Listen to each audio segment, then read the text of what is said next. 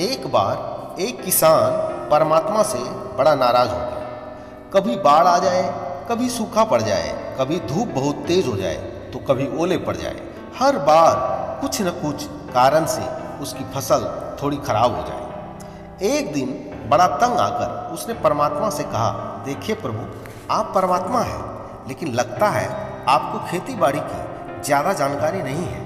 एक प्रार्थना है कि एक साल मुझे मौका दीजिए, जैसा मैं चाहूँ वैसा मौसम हो, फिर आप देखना मैं कैसे अन्न के भंडार भर दूंगा। परमात्मा मुस्कुराए और कहा, ठीक है, जैसा तुम कहोगे वैसा ही मौसम दूंगा, मैं दखल नहीं करूंगा।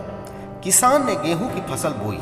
जब धूप छाई तब धूप मिली, जब पानी तब पानी, तेज धूप, ओले, बाढ़, आंधी तो उसने आने ही नहीं दी। समय के साथ फसल बढ़ी और किसान की खुशी भी, क्योंकि ऐसी फसल तो आज तक नहीं हुई थी। किसान ने मन ही मन सोचा, अब पता चलेगा परमात्मा को कि फसल कैसे करते हैं। बेकार ही इतने बरस हम किसानों को परेशान करते रहे। फसल काटने का समय भी आया। किसान बड़े गर्व से फसल काटने गया, लेकिन जैसे ही फसल काटने लगा, एकदम से छाती पर हाथ रखकर बैठ गया। गेहूं की एक भी बाली के अंदर गेहूं नहीं था, सारी बालियां अंदर से खाली थी।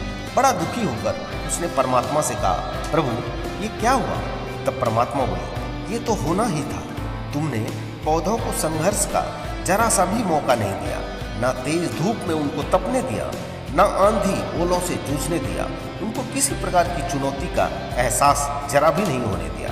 इसीलिए सब पौधे खोखले रह गए। जब आंधी आती है, तेज बारिश होती है, ओले गिरते हैं, तब पौधा अपने बल से ही खड़ा रहता है। वो अपना अस्तित्व बचाने का संघर्ष करता है, और इस संघर्ष से जो बल पैदा होता है वही उसे शक्ति देता है, ऊर्जा देता है, उसकी जीवटता को उभारता है। सोने को भी कुंदन बनने के लिए आग में तपने, हथौड़ी से पीटने, गलने जैसी चुनौतियों से गुजरना पड़ता है, तभी उसकी स्वर्णिम आभा उभरती है, उसे अनमोल बनाती है। उसी तरह जिंदगी में भी अगर संघर्ष ना हो, चुनौती ना हो, तो आदमी खोखला ही रह जाता है, उसके अंदर कोई गुण नहीं आ पाता।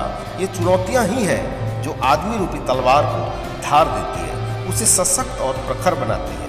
अगर प्रतिभाशाली बनना है तो चुनौतियों को स्वीकार करनी ही पड़ेगी, अन्यथा हम खोखले ही रह जाएंगे। अगर जिंदगी में प्रखर बनना है, प्रतिभाशाली बनना है, तो संघर्ष और चुनौतियों को सामना तो करना ही पड़ेगा।